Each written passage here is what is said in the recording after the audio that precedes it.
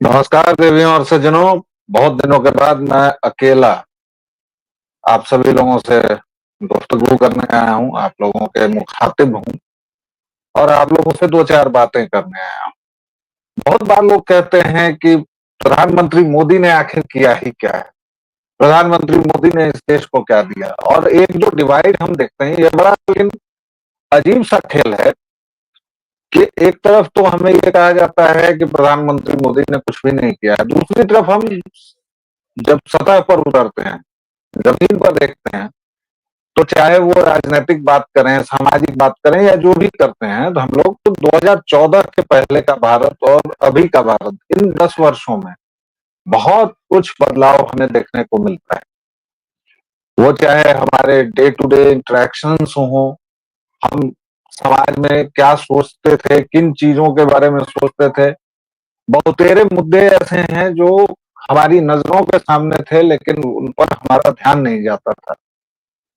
और ये केवल किसी मजहब विशेष के मुद्दे नहीं हैं या ये केवल हमारे धार्मिक मुद्दे नहीं है। हालांकि धार्मिक मुद्दे हमारे उस चरण तक पहुंच चुके हैं, उस स्टेज पर हैं कि अगर अभी भी हम नहीं चेते तो हमें विलुप्त होने में देर नहीं लगेगी, क्योंकि हम उस राह पर चल नहीं रहे हैं, हम दौड़ रहे हैं। हम कहां कहां से विलुप्त हो गए, हम इंडोनेशिया से खत्म हो गए। और 2050 में, माइंड यू, 2050 में हमारे देश में दुनिया भर में सबसे ज्यादा मुसलमान हो। अभी अगर इतनी समस्याएं हैं तो आगे चलकर कितनी समस्याएं होने वाली हैं वो देख लीजिए। क्योंकि जब ये 15% थे तब इन्होंने पाकिस्तान लिया था और पाकिस्तान का वह भूभाग इनकी 15% हैसियत से बहुत अधिक था। लेकिन आज के डेट में जब ये 20 से 22% या कुछ भी हो सकते हैं, कई जगहों पर जैसे नरकटियागंज वगैरह हो गया या सीमांचल के बहुत सारे इलाके हैं, जैसे किशनगंज हो गया, किशनगंज में ये तो 62% के आसपास है सरकारी। उससे ऊपर भी हो सकते हैं, नीचे भी हो सकते हैं, कुछ दिनों में जनगणना भी शुरू हो जाएगी। इन सब के बीच जब यह सवाल आता है कि प्रधानमंत्री मोदी ने किया क्या, तो उसको दो हिस्सों में मैं देखता हूं। पहला तो यह है कि प्रधानमंत्री मोदी ने हमारे बीच वो सारी शब्दावलियां दी जिन पर चर्चा नहीं होती थी। जैसे हिंदू पर चर्चा हो रही है, और केवल राष्ट्रीय स्तर पर नहीं, अंतर्राष्ट्रीय स्तर पर भारत पर चर्चा हो रही है। भारत एक विश्वास से भरा भरा हुआ देश लग रहा है, जिस जो आत्मविश्वस्त है, जो अ, अपने भविष्य को लेकर बहुत ही ज्यादा जागरूक है और जो मानता है कि उसका भविष्य बहुत ही अच्छा होगा।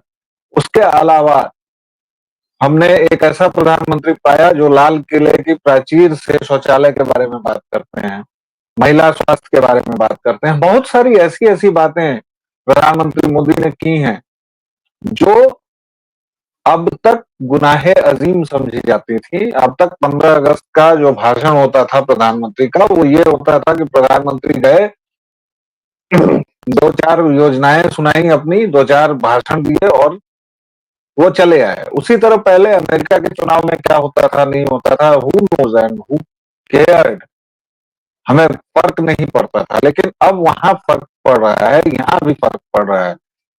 एक कारण इसका तकनीक को कहा जा सकता है, जिसके हिसाब से दुनिया बहुत छोटी हुई है और बहुत तेजी से सूचनाएं एक तरह से दूसरे जगह फैलती हैं। अनडाउटेडली तकनीक का बहुत बड़ा योगदान है, लेकिन यही तकनीक उस समय सपेरों को बुलवाती थी और यही तकनीक आजकल चंद्रयान भेज रही है। तो ये फर्क होता है लीडरशिप का।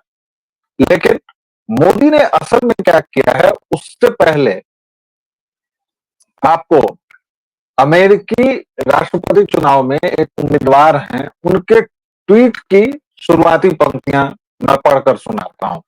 I strongly condemn the barbaric violence against Hindus, Christians and other minorities who are getting attacked and looted by mobs in Bangladesh, which remain in a total state of chaos. Hindi में इसका मतलब हुआ कि मैं हिंदुओं, ईसाइयों और दूसरे अल्पसंख्यकों के प्रति जो हिंसा बांग्लादेश में हो रही है जो बर्बर हिंसा हो रही है उसकी कड़ी निंदा करता हूं।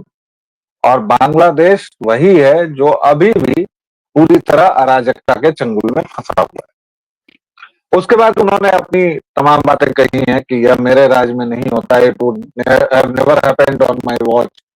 लेकिन इसमें जो पहली लाइन है वो condemn the barbaric violence against Hindu. क्या आपको आज के पहले हिंदू शब्द कहीं भी दिखा था?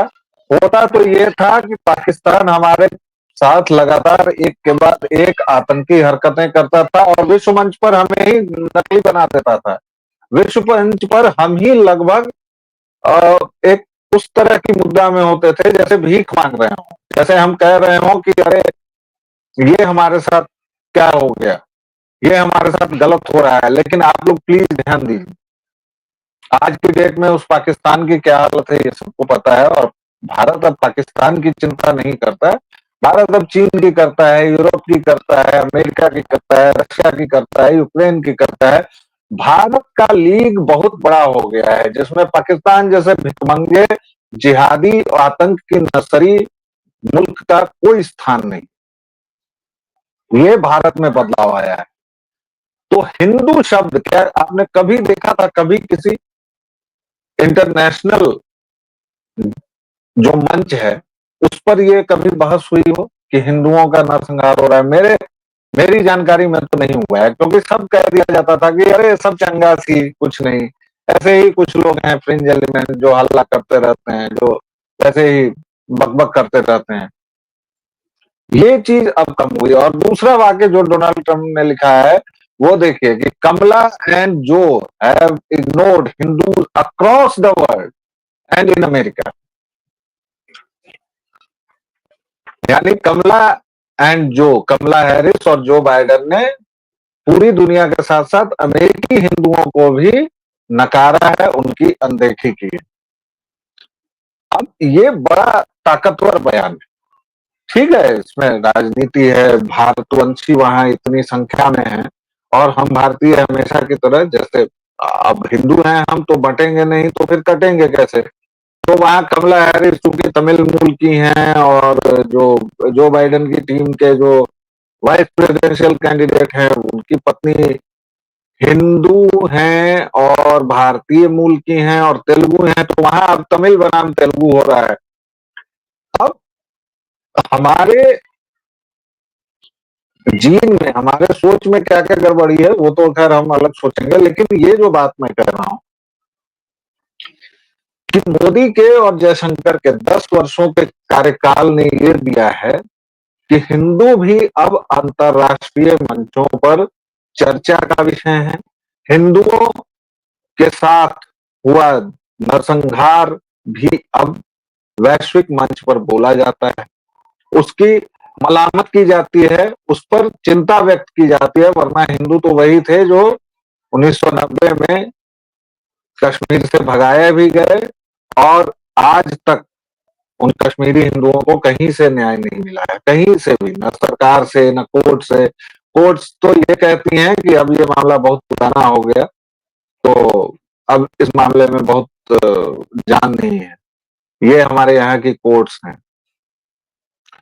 तो ऐसे में अगर अंतरराष्ट्रीय स्तर पर एक बड़ा नेता जो अमेरिका का कल को राष्ट्रपति भी हो सकता है, और ये महज 2-4 दिनों की अब बात है क्योंकि 2-4 दिनों के बाद वो वहां रिजल्ट्स आ जाएंगे। तो ये जो 2-4 दिनों की बात है इसमें ठीक दिवाली के दिन, कल डोनाल्ड ट्रंप ने यह धमाका किया है, ठीक दिवाली के दिन जब डोनाल्ड ट्रंप लिखते हैं कि we will also protect Hindu American against the anti religious agenda of the radical left, we will fight for your freedom under my administration, we will also strengthen our great partnership with India and my good friend prime minister Modi. ये जो वाक्य है, ये जो पूरी संरचना है, ये जो कहा जा रहा है prime minister Modi, my good friend prime minister Modi, और इसके साथ साथ कहा जा रहा है कि हिंदू अमेरिकन को भी, और एक शब्द जो इन्होंने दिया है anti religion agenda of the radical left. ये यहाँ रेडिकल लेफ्ट को दुश्मन बनाकर उसको सामने खड़ा कर रहे हैं।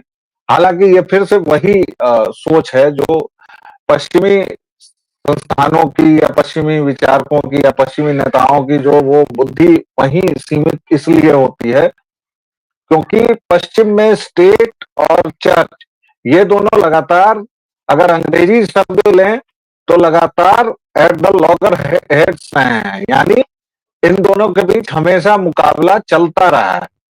और ये इसीलिए वो बार बार कहते हैं कि ये लेफ्टिस्ट एंटी रिलीजियस हैं या कुछ भी हैं।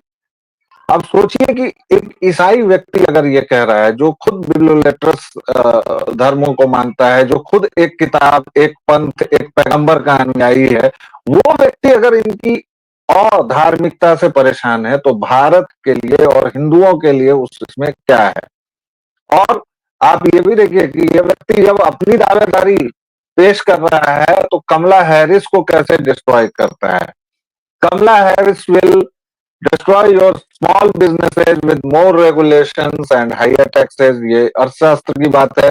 By contrast, I cut taxes, cut regulations, unleashed American energy and built the greatest economy in history।